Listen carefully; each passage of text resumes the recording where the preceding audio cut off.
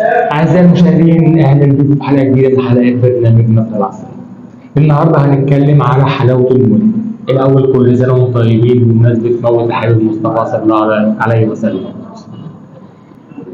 قلنا النهارده نشرح لكم على حلاوة المولد. قمرة نبض العاصمة نزلت واتجولت في محافظات مصر مختلفة عشان تشوف لكم آراء الناس في أسعار حلاوة المولد السنة دي.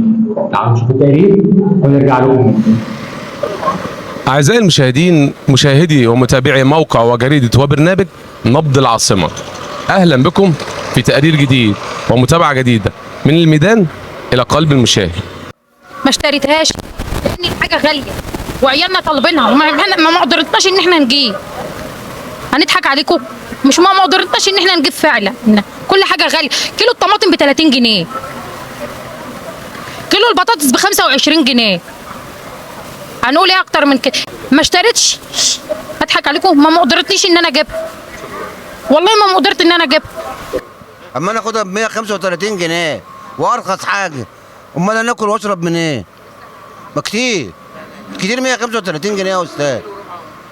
والله يا فندم الاسعار السنه دي غاليه جدا جدا، وحلاوه المولد غاليه جدا جدا، وما فيش في ساعتنا ان احنا نقدر نشتريها. مش كل واحد بيقدر يشتري حلاوه المولد.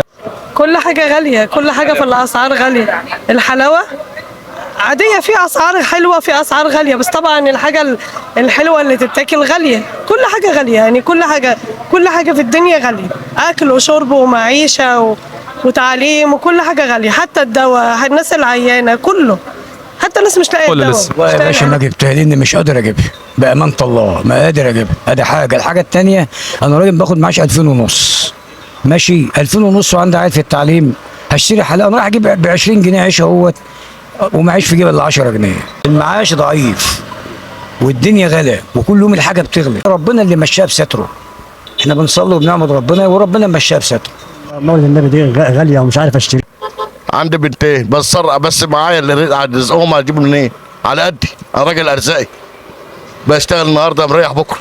يعني لقيت أسعار الحلاوة غالية؟ لقيتها غاليه قمت راجع، اكتر من كده قمت ما لقيتش، قمت واخد بعضي وماشي.